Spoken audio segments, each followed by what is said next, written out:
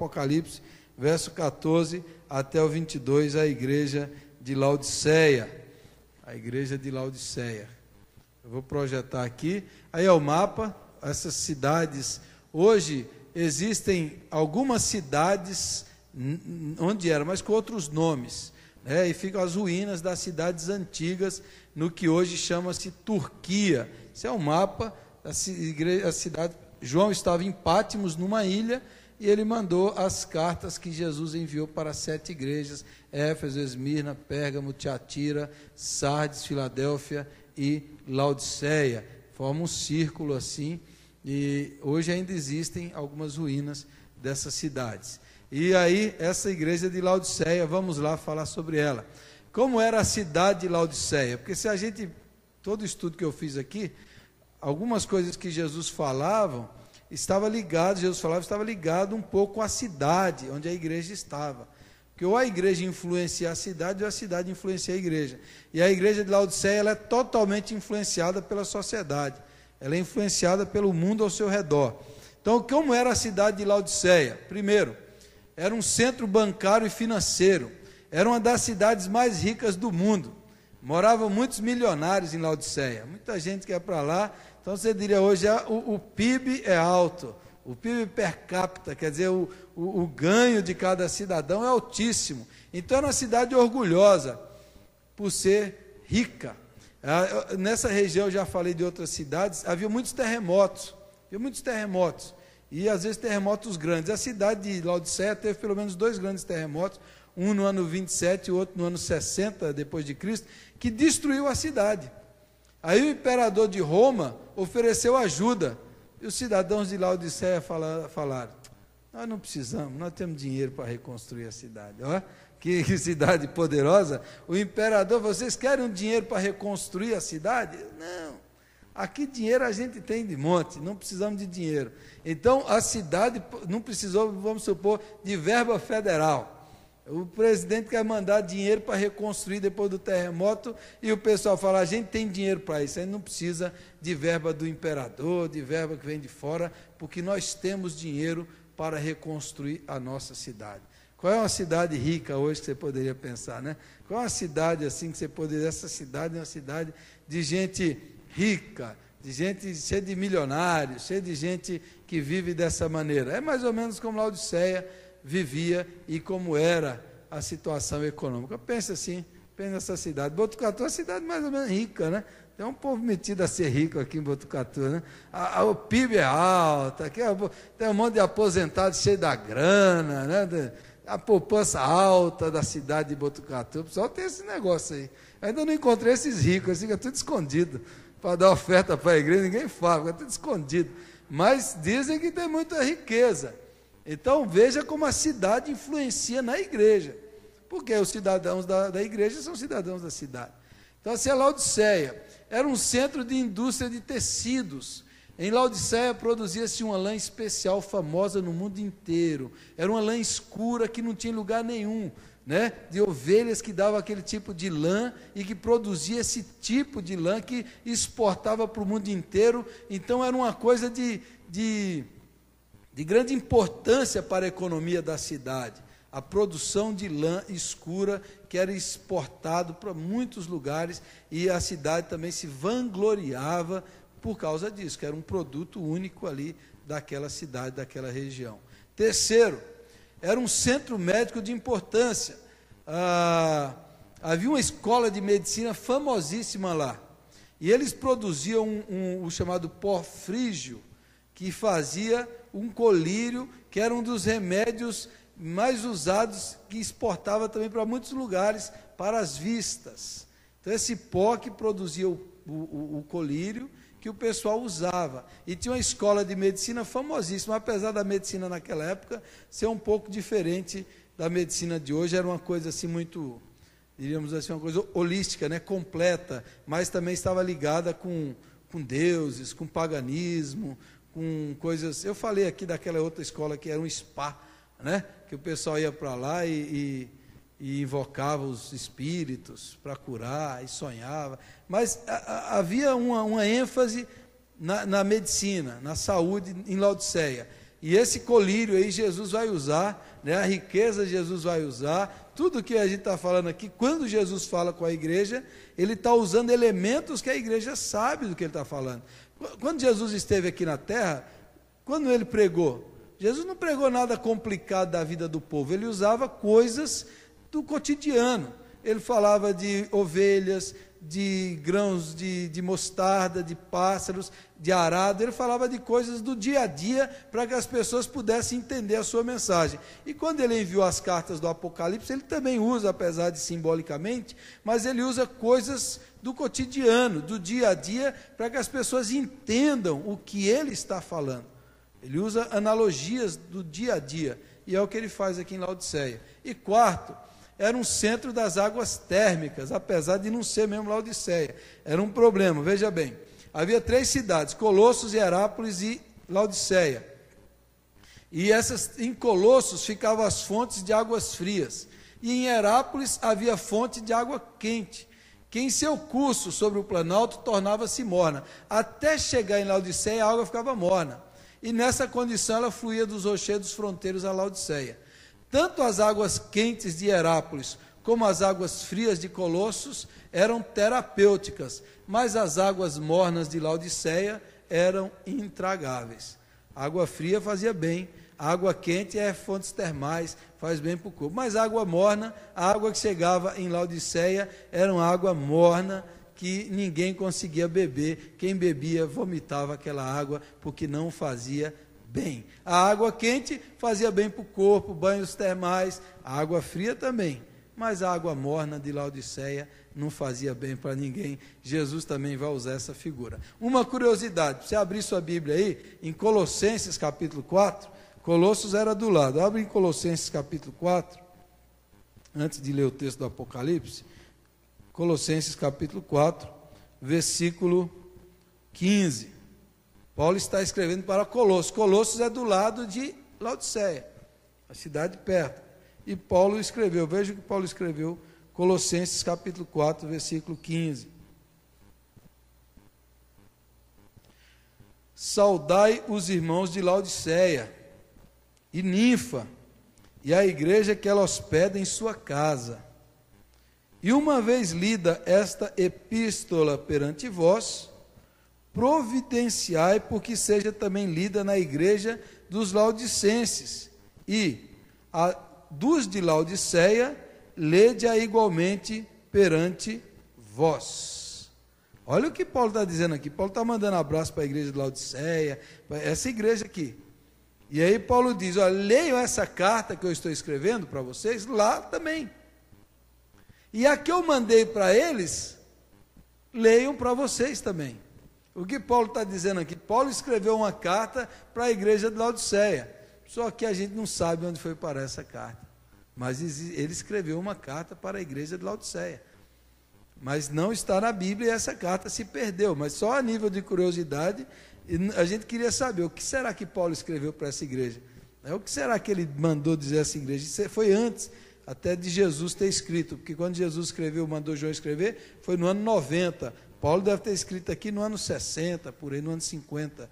Então, essa igreja já era conhecida de Paulo, recebeu uma carta de Paulo, veja bem, é uma igreja que provavelmente foi fundada quando Paulo morou em Éfeso, e a partir de Éfeso a palavra se espalhou por todos os lugares, e talvez ali surgiu a igreja de Laodiceia, e Paulo mandou uma carta para aquela igreja, e agora Jesus escreve para essa igreja. Veja como dentro de pouco tempo uma igreja pode se desviar, se deturpar, se esfriar, uma igreja pode apostatar, como mesmo igrejas formadas por homens de Deus podem às vezes sair do propósito de Deus. Foi o que aconteceu com Laodiceia, por causa da cidade, do ambiente, da cultura da cidade, a igreja foi influenciada pela mentalidade da sociedade. Veja como é importante. Filadélfia era uma igreja pequenininha, mas Jesus falou, vocês não foram influenciados pela cidade. Há uma porta aberta para vocês e vocês foram fiéis. Agora Laodiceia caiu. E vamos ver aí o que Jesus falou para ele. Primeiro, Jesus faz um diagnóstico da igreja, no versículo 15. Ele faz um diagnóstico, ele mostra, ele conhece, né? Gnose, gnóstico, Conhecimento. Jesus analisa o conhecimento que ele tem da igreja. Conheço as suas obras. Sei que você não é frio nem quente. Jesus já começa com tudo, né? Você não é frio nem quente. É o negócio da água. Não é nem água fria nem quente. A mesma ideia da água.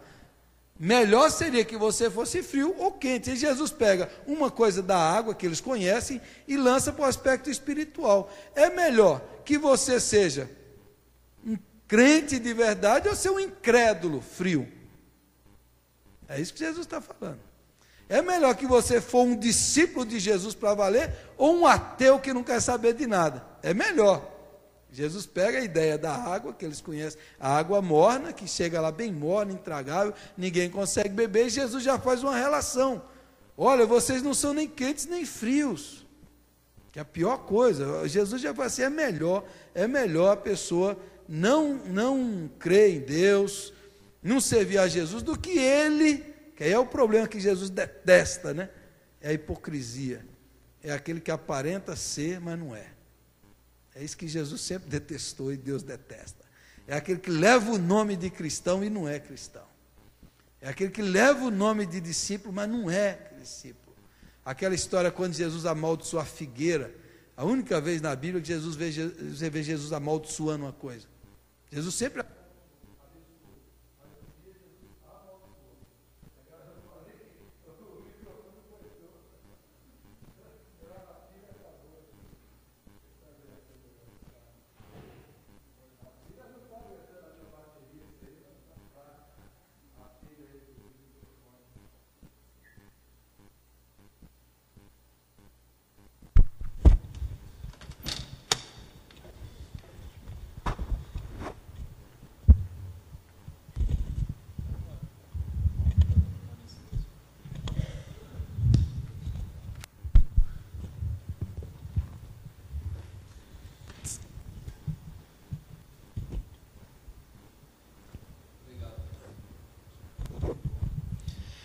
Então Jesus, olha, quem dera, a figueira, Jesus amaldiçoou. Primeira e única vez que Jesus amaldiçoou alguma coisa, que Jesus só abençoou. Porque ele olhou de longe, ali a figueira representava Jerusalém, Israel, quando ele chega, está chegando em Jerusalém, está chegando, e viu a figueira lá assim. Aí ela está cheia de folhas, não era tempo de dar, ela já era tempo de dar fruto, está aparentando, está cheia de fruto. Na hora que Jesus chega, não tem fruto nenhum. Não tem fruto nenhum. Aí Jesus amaldiçoou. No outro dia Pedro fala, Senhor, a figueira secou. Foi porque isso aí representa a hipocrisia. Hipocrisia. Ela aparentava, mas não era. Aparentava que tinha fruto, mas não deu fruto nenhum. É um símbolo de Israel. Tinha o nome de Deus. Já chegou o tempo de dar o seu fruto, mas era hipócrita e incrédula, e Jesus amaldiçoou. Então Jesus diz aqui para Laodiceia, olha, quem dera, é melhor você ser discípulo de verdade, ou você não ser nada. Porque igual a história da água que chega morna, vocês estão assim. Melhor seria que você fosse frio ou quente. Assim, porque você é morno, nem frio nem quente, estou a ponto de vomitá-lo da minha boca. Quem bebia aquela água morna tinha ânsia. Jesus diz, vocês, intragável, eu não aguento isso, né? Isso lembra aquele texto de Isaías capítulo 1, versículo 15 a 20, que é um texto que Deus fala para Israel, assim, fala, eu não suporto o culto de vocês. Imagina Deus falando assim, quando vocês levantam a mão para orar, eu abomino as suas orações. Deus falando. Deus fala isso para Israel, vocês se reúnem no culto para adorar o meu nome, mas eu não suporto o culto. Imagine Deus falando isso, porque quando levantais as vossas mãos estão cheias de sangue, da desonestidade, dos trabalhadores que vocês foram desonestos, do dinheiro que vocês roubou, da mentira que vocês... Então Deus fala assim, eu não suporto isso, eu abomino isso daí, é o que Jesus está falando. Se a igreja está assim, Jesus fala, eu vou vomitá-los, é intragável. É intragável, vocês aparentam ser, mas não são. Olha que coisa. E Jesus conhece, Jesus sabe, Jesus perscruta, Jesus vê como é. como é o cristão, o discípulo de Jesus, como deveria ser, e eles não estão sendo. Não estão sendo. E é interessante que todas as outras igrejas, Jesus fala das obras que eles fazem, às vezes dos pecados, doutrina errada, imoralidade sexual. Mas essa igreja aqui, Jesus nem fala nada, Jesus só fala da atitude deles, do jeito que eles viviam, da arrogância deles, e diz: você não é uma coisa nem outra coisa. O que a igreja perdeu? Fervor, a vida espiritual. Aí perdeu o fervor espiritual, a fé, a comunhão com Deus, ficou só na aparência, na obrigação, no cumprimento do dever religioso, mas não tinha vida com Deus, perdeu o fervor na presença do Senhor. Isso que aconteceu com aquela igreja, e Jesus diz: eu não aguento isso, eu não suporto esse tipo de culto, eu não aceito esse tipo de atitude de vocês. Depois o texto continua, versículo 17, você diz, é isso que a igreja diz, você diz: estou rico. O que a cidade dizia? Sou rica, não precisamos da ajuda do imperador, estou rico, adquiri riquezas e não preciso de nada, não preciso de nada. Não reconhece, porém, que é miserável, digno de compaixão, pobre, cego e que está nu. Esse é o diagnóstico que Jesus faz. O sujeito chega para ele: eu estou rico, eu estou abastado, eu não preciso de nada, eu tenho tudo. Aí Jesus olha e fala assim: um dos piores coisas que pode acometer ao ser humano, a um cristão, é o auto-engano. O auto-engano é quando você engana a si mesmo. Quando você engana a si mesmo. Quando você acha que você é suficiente, que você tem tudo, que você é capaz, que você é competente, que você não precisa de nada, não precisa de ninguém, não precisa de Cristo, não precisa de mais, já tem tudo. Eu já tenho tudo, eu não preciso de nada. E quando a pessoa cai naquele auto-engano assim, diz assim: não, eu posso fazer o que eu quiser, que eu sou assim com Deus. Não. É o povo de Israel assim: eu sou filho de Abraão, de Isaac e de Jacó, eu sou da descendência de Israel, Deus é assim comigo. Eu tinha um cara que falava assim: Deus é assim comigo, um safado. Quando eu acordei, eu disse: não, Deus é assim comigo. É o pior te engano. Te engano, o cara fala assim: Deus está olhando para você com juízo. Deus olha para você com juízo. Não adianta você ter nome de crente, filho de crente, frequentar a igreja, ter religião, ser batizado, crismado, comungado, ser o que for. Jesus olha para lá e diz: você é miserável. Você é miserável. E é interessante, porque o diagnóstico até de como você é Jesus que diz. O cara fala: estou feliz. Você é um miserável, você é um infeliz. O que é que vale mais? O cara fala: quem é feliz, quem não é feliz? Quem é feliz, Jesus diz assim: bem-aventurados são os que choram, bem-aventurados que têm fome e sede de justiça, bem-aventurados os mansos de coração, bem-aventurados os humildes de espírito. Jesus é quem diz quem é feliz, porque bem-aventurado quer dizer feliz. Agora, o pecado do ser humano é que ele não se enxerga. O pecado do ser humano é que ele não consegue se ver. Você não consegue ver sua costa. Você vê suas costas ou não? Você precisa de um monte de espelho, não? Você precisa de um monte de coisa para você conseguir se enxergar, porque ele não se enxerga. Quem é que vai nos enxergar? Deus. É o que Deus fala, é o que Deus vê. É o salmo que leu aqui: Senhor, vê aqui os meus pecados e absolve-me dos que me são ocultos, porque eu nem sei, Senhor, mas o Senhor sabe. Ou no outro salmo: sonda-me, ó Deus, e vê se há em mim algum caminho mau, porque é o Senhor que me conhece. Eu posso cair facilmente no auto-engano, eu posso cair na autoconfiança, e aí a igreja de Laodiceia cai num do pior, eu diria, o pior instrumento para afastar uma pessoa de Deus e desviar um crente em uma igreja, é dinheiro. Dinheiro é o mamon. De todos os pecados humanos, o único que Jesus colocou como uma entidade espiritual foi mamon. Tem o poder, tem o sexo, tem os vícios, não, mas o dinheiro, Jesus falou: não podeis servir a Deus e a mamon. Mamon é como uma potestade espiritual, é um poder das trevas, porque ele domina as pessoas. E quando você tem dinheiro, você fica confortável, acomodado. E ainda tem gente que quando tem dinheiro fala assim, é porque Deus está do meu lado. Se eu estou tendo dinheiro é porque Deus está me abençoando. Será? Das 7 igrejas do Apocalipse, a mais rica era essa, mas era a mais miserável. Esmirna é pobrezinha, mas fiel. Filadélfia não tem força política nem econômica, mas é louvada por Jesus. Percebam, o ser humano, ele é muito acomodado. Quando a vida fica confortável, cômoda, está bom demais. Está bom demais, a vida está boa demais, estou com dinheiro no banco, estou com saúde, eu não quero ficar esse negócio de orar, está tudo bem. Está tudo bem. Aí você vai aí você que tem prazer, você quer viver mais atrás do prazer, mas e Deus, e a comunhão, e a fidelidade, e servir a Deus, servir o próximo, servir o necessitado. Não, a vida está boa demais. Então isso nos engana, isso nos ilude, o comodismo nos acomoda, nos deixa complacentes espiritualmente, complacentes espiritualmente. É ou não é? É ou não é?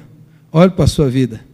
Na hora que chega um diagnóstico do médico assim, fala, tem um negócio feio aqui, hein? Aí você já dobra de joelho, oh Deus, pastora, por mim, põe meu nome no boletim, aí a coisa está feia. Aí você vai, não é? Acidente de carro, está na UTI, oh Jesus, ora por mim, Jesus, jejum. Aí você lembra de jejuar. Mas quando você está com aquela bolada de dinheiro, você lembra de festar, não é não? Vamos passear, a vida está boa, a saúde está tudo bem, estamos com dinheiro na conta. Aí, irmãos, é o perigo. E aí tem um lema que eu sigo, que é o seguinte, a pregação que não incomoda, acomoda. Você entendeu? Então tem pregação que eu faço aqui na igreja, que eu faço para deixar o sujeito com raiva. E tem gente que fica com raiva mesmo, tem gente que nem volta. Entendeu? Que eu mexo com brilho, eu chamo de safado, sem vergonha, pilantra. O camarada sai, nem me cumprimenta ali fora. Porque o que não incomoda, acomoda. O que não mexe na alma, acaba acomodando. E Jesus vem e fala direto assim. Jesus fala assim, ó, você é miserável. Você é miserável. Pode ter tudo. A igreja pode estar bem, tem está tudo bem. Chega uma hora que a igreja está com tanta coisa que ela não precisa mais de Deus. Tem igreja que tem condição, tem isso, tem aquilo. Para que a gente precisa de Deus? Não é? Tem igreja hoje, denominações hoje no mundo, que elas têm ações, que elas têm imóveis. Tem igreja que não precisa nem de dízimo. A igreja lá da Inglaterra, que é a igreja da rainha, né, a igreja anglicana, eles têm ações de laboratório de remédio. Quando lançaram o Viagra, a igreja ficou milionária com o Viagra, porque ela tinha ações do laboratório, igreja ganhando dinheiro com isso. Então tem igreja que fala assim, não precisa nem o povo vir, porque a gente tem um monte de patrimônio.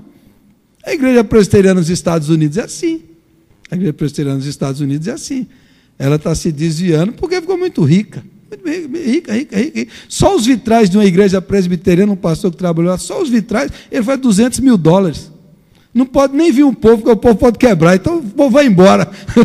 Ficou rica, abastada. A igreja da Europa ficou rica, abastada, prepotente, soberba, dinheiro no banco. Não precisa de Deus, não precisa de mais nada. A gente tem o que precisa, eu tenho o que precisa. Vou orar, vou jejuar, vou buscar Deus, vou levantar de madrugada. Para que eu tenho tudo que eu preciso?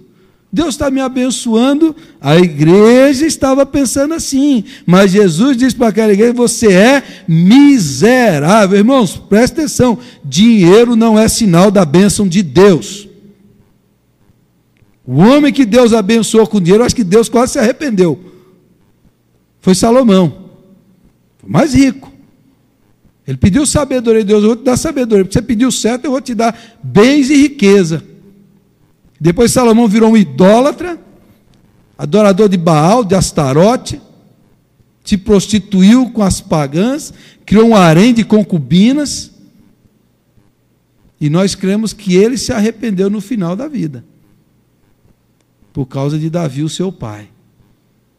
Mas o Salomão se desviou. Vida muito fácil. Tudo que Davi lutou e perseverou, Salomão se desviou. Não teve guerra, não teve batalha, só colheu o que o seu pai plantou, só recebeu o que Deus deu de mão beijada, um reino de paz, de comodidade. Ele se desviou, virou um idólatra. Imagine. Salomão é a mesma coisa de você ouvir falar de... Eu falo de Salomão. Imagine você ouvir falar do pastor Gelson assim. Daqui uns 20 anos, eu vou embora daqui. Cadê o pastor Gelson? Eu vi, ele foi ali no santuário da Aparecida pagar uma promessa. O pastor Gelson está aí no centro de macumba fazendo despacho. É a mesma coisa, Salomão era um homem de Deus. De repente virou um macumbeiro, virou um idólatra. Por quê? Riqueza. Muitos pastores dos Estados Unidos da década de 90, década de 80, teve um grande escândalo no final da década de 80 nos Estados Unidos, saiu no Brasil, tudo que é jornal, tudo que é lugar do mundo na década de 80 nos Estados Unidos, pastores foram presos, igrejas foram confiscadas. Por quê? Milionário. Tem a esposa de um pastor que a casinha do cachorro dela tinha ar-condicionado dos Estados Unidos. Um negócio de louco. E a teologia de quê? Da prosperidade. Aí eles falam assim, estamos abastados, estamos aqui. Deus fala assim, você é miserável.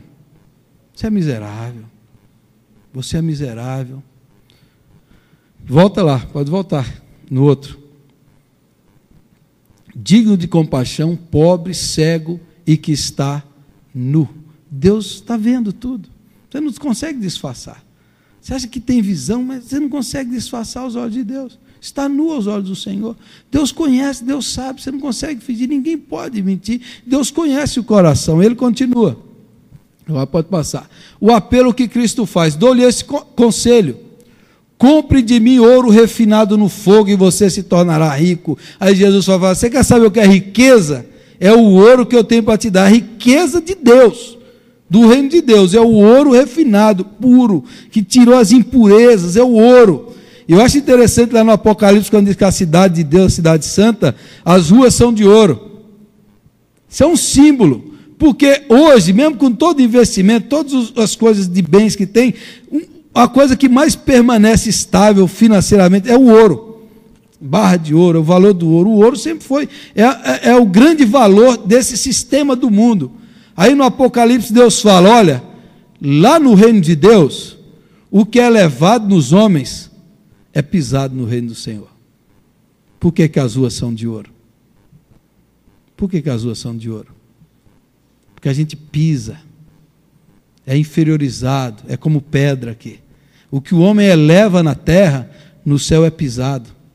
Por isso que no livro de Atos diz que quando o povo trazia oferta para a igreja, colocava a oferta aos pés dos apóstolos. Porque só tem um lugar que o dinheiro deve ficar, aos nossos pés, nunca na nossa cabeça nem no nosso coração. O dinheiro é um ótimo servo e um péssimo patrão. Se você usar o dinheiro para o bem, para abençoar, é um ótimo servo. Mas quando o dinheiro é o seu patrão, que domina a sua mente, domina o seu coração, você vai ser escravo dele. E o amor ao dinheiro é a raiz de todos os males, diz a Bíblia. Então o ouro é de Deus. Eu vou enriquecer. A verdadeira riqueza sou eu que dou. Então isso vocês consideram valioso, é o Senhor, Jesus está oferecendo para eles. Eu te dou um conselho, Jesus nem está dando, eu te dou um conselho. A verdadeira riqueza está em mim. Compre roupas brancas e vista-se para cobrir a sua vergonhosa nudez. A roupa que Jesus dá, a justiça de Cristo e a santidade de Cristo. As roupas que o Senhor Jesus veste. Tem uma parábola na Bíblia muito interessante do homem lá que fez a festa, né? O rei, e chegou lá na festa, entrou todo mundo e tinha que entrar com um tipo de roupa, de vestido. E tinha um lá com vestido, uma roupa diferente. Aí o cara falou assim, o que você está fazendo com essa roupa aqui? Como é que você entrou? Eu entrei de penetra. Aí o rei fala assim, ó, fora.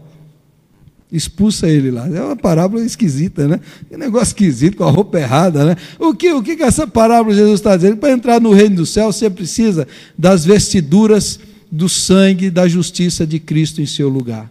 para entrar no céu só pelo sacrifício de Cristo, só pelos vestidos de Cristo, só pela roupa de Cristo. Não é com a sua roupa própria, não é com a sua justiça própria, não é com o seu orgulho próprio, é com o que Jesus fez por você, é com as vestes que Ele te dá que você pode entrar no reino do céu. E aí ele está falando, vocês precisam comprar essas vestiduras brancas, as vestiduras da justiça de Cristo e da santidade de Cristo. Cristo pode santificar você e pode justificar você, não vocês mesmos. Quando você abre mão da sua arrogância e diz, eu preciso dele, do meu Senhor, do meu Salvador, aí você é coberto com as vestiduras brancas da justiça de Cristo, os seus pecados são perdoados e você recebe a justificação. É isso que Jesus está dizendo para aquela igreja, as vestes, para cobrir a sua vergonhosa nudez, e compre colírio para ungir os seus olhos e poder enxergar. Lembra a história lá do colírio? Jesus diz, eu posso fazer vocês verem, ter visão. Vocês estão cegados, vocês estão iludidos, vocês não têm visão espiritual, vocês não enxergam nada, vocês estão tapados. Os olhos da fé vão se embotando, e a pessoa só vê o que? O materialismo dessa vida. Só vê as coisas desse mundo, não tem noção da eternidade, do reino de Deus. É o livro do Apocalipse. É tirar o véu e veja o mundo espiritual, veja os bastidores espirituais, o que está por trás de tudo. Você só vê o que você pega. E Jesus diz, eu posso te dar o colírio para você enxergar. É a história de Eliseu, quando foi cercado pelo exército da Síria, e eles cercaram Eliseu assim, o seu moço Geazi acordou e falou assim, saiu fora, e o exército estava lá fora, e falou assim, ai meu pai, estamos perdidos, né? Viu o exército dos inimigos, vão morrer. E o Eliseu, profeta do Senhor, tinha visão espiritual. Eliseu falou, calma rapaz, calma, mais são os que estão conosco dos que os que estão com eles. E Eliseu fala, Senhor, abre os olhos dele para que ele veja. Quando ele abriu os olhos espirituais, viu o exército de Deus do lado de Eliseu, os carros e cavalos de fogo, que eram mais fortes do que os do inimigo. O que significa? Olhos espirituais.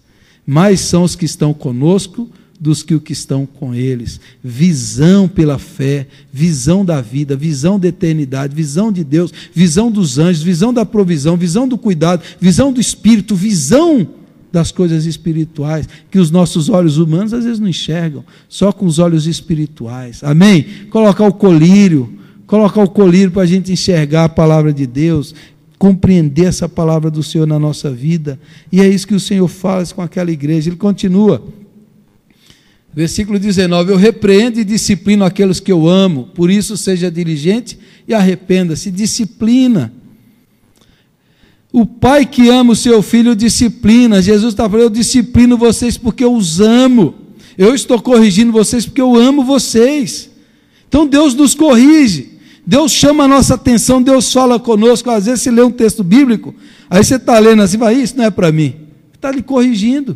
Às vezes um amigo chama a atenção, não quero saber. Hoje a gente estava falando lá, você convida, vamos para a igreja, vamos orar. Não preciso, não quero. Dá 1000 desculpas, 1000 possibilidades, 1000 coisas. A pessoa até fica irritada. O Senhor está chamando, está disciplinando, está corrigindo. Não quero, não preciso, não está na hora. Quando sobrar um tempo eu vou. Às vezes Deus está nos disciplinando. Deus nos disciplina de várias maneiras. A gente que não percebe. Tem doenças que vêm do diabo, tem doenças naturais e tem doenças que são instrumentos de Deus para nosso arrependimento. Uma vez eu falei que o câncer é um dos maiores evangelistas do mundo. É duro falar isso, né? Mas quando o cara vê lá o diagnóstico dele, você tem tantos meses de vida, aí ele busca a Jesus. E é o que é isso? É Deus dando uma chance para a pessoa. Porque ama.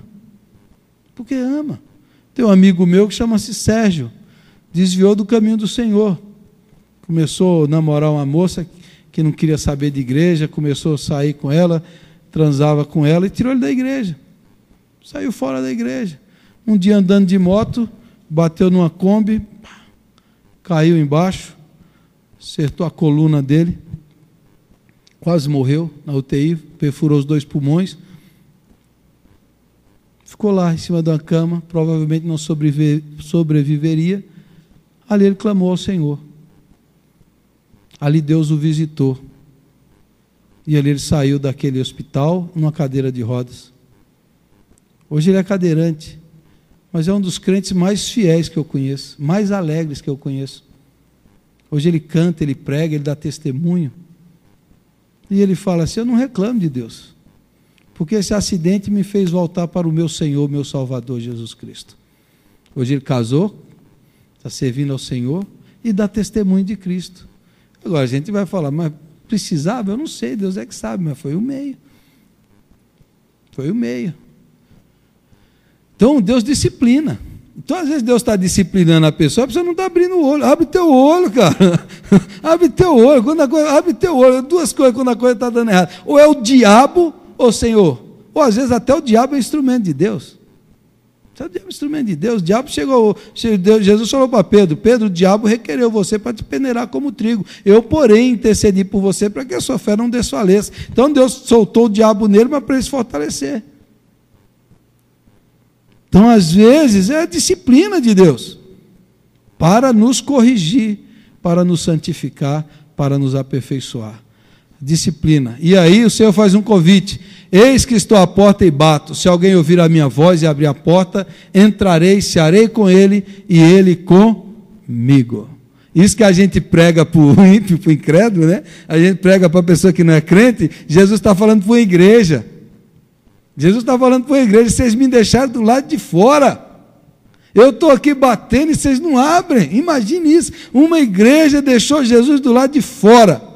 E Jesus está batendo: eis que estou à porta e bato. Se alguém ouvir a minha voz, entrarei. A intimidade, comunhão, a santa ceia. Santa ceia. Jesus, vocês estão comendo aí, mas eu não estou aí. Está batendo lá, eu estou batendo. Se você abrir, eu vou entrar. Se você bater, eu vou entrar na sua vida, no seu coração, nessa igreja. Porque às vezes Jesus ficou do lado de fora. Do lado de fora. Você já parou para pensar: Jesus está do lado de fora da sua vida, do seu coração, dessa igreja? Jesus está batendo: eu quero entrar, eu quero entrar. Vem, Senhor Jesus, entra, corrige, transforma, disciplina, santifica a minha vida. Amém? Todo dia. Por isso, quando eu prego mensagem evangelística, eu sempre falo, quando eu estou pregando mensagens que a gente fala assim: isso é para o não crente. Isso é o pior engano que a gente pode pensar. O evangelho é para o crente. Para o crente. A experiência com Deus não é uma vez que você teve há 20 anos, é todo dia. Consagração é todo dia. O amor de Deus é todo dia, a graça é todo dia. Que a gente fala assim: não, essa mensagem eu ouvi há 10 anos, já sei. Não é que você sabe, é que o seu coração. O coração humano, ele se acomoda, ele se esfria todo dia. Jesus, vem reinar na minha vida, no meu coração, na minha casa e na minha igreja. Amém?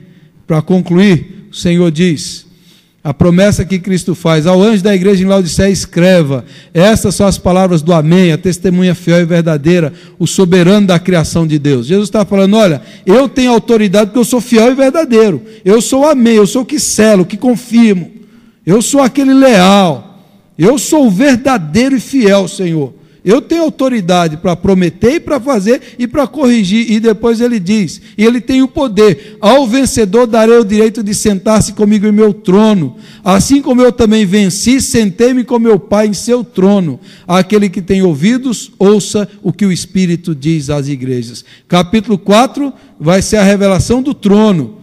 Daí em diante, aí ele diz: olha, se vocês vencerem, vocês vão sentar comigo no meu trono, como eu sentei no trono. Vocês vão reinar com Cristo para sempre. Permaneça fiel, vença o pecado, a tentação, a soberba, o auto-engano. Peça para Deus trazer a riqueza dele, o colírio dele, a visão dele para nós, em nome de Jesus. Amém? Não caia no auto-engano. Peça para o Espírito Santo sondar você, analisar você, ver se você está na fé, ver se você anda com Deus, ver se você está andando na presença de Deus. Sonda-me, ó Deus, e vê se há em mim algum caminho mau, e guia-me pelo caminho da vida eterna.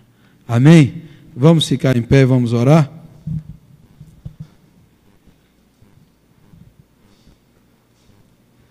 Feche os seus olhos.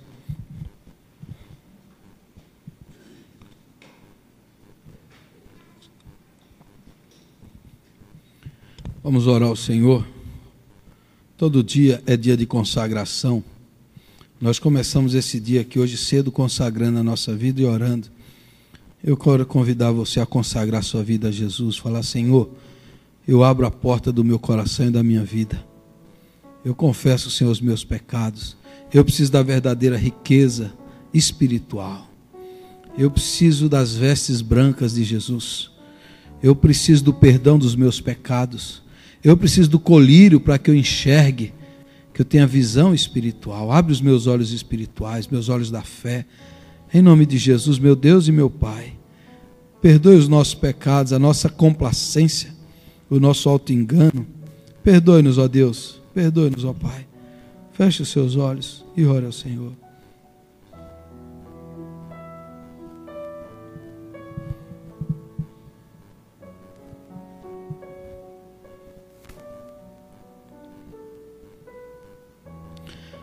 Senhor, nós te adoramos por tua palavra que nos corrige, que nos repreende, porque o Senhor fala conosco, ó Pai. Livra-nos do engano, meu Pai. Livra-nos, ó Deus, da sedução desse mundo, da sedução das riquezas dessa terra. Dá-nos as verdadeiras riquezas, o ouro refinado do Senhor. Dá-nos as vestes brancas da justiça de Cristo e dá-nos o colírio espiritual para que os nossos olhos vejam, ó Pai. Livra-nos, ó Deus, dos pecados ocultos. Livra-nos da frieza, da mornidão. Livra-nos de sermos cristãos mornos, ó Pai. Livra-nos de sermos pessoas religiosas, mas sem uma vida espiritual, sem uma vida de consagração. Por favor, meu Pai, consagra a nossa vida.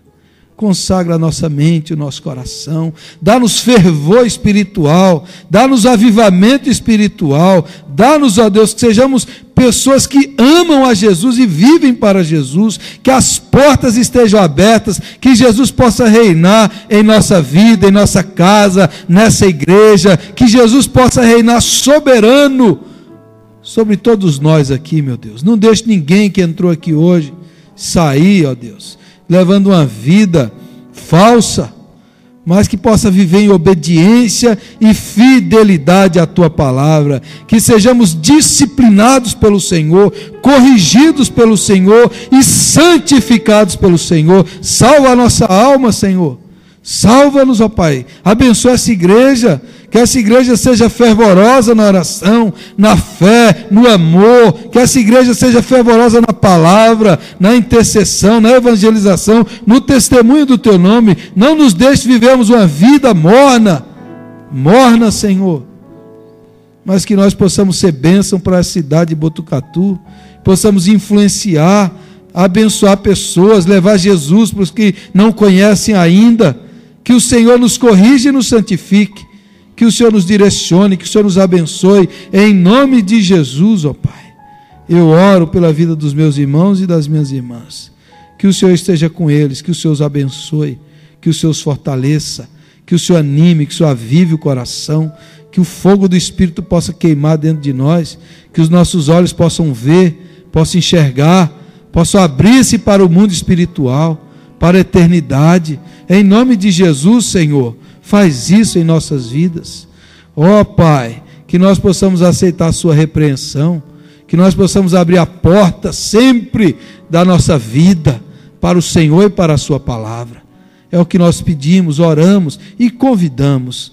Reine, Senhor Jesus, sobre nós. Reine sobre esta igreja. Venha reinar sobre as nossas vidas. Para a glória de Deus, para o louvor do teu nome eu oro, pela intercessão do nome de Jesus e pelo poder do Espírito Santo.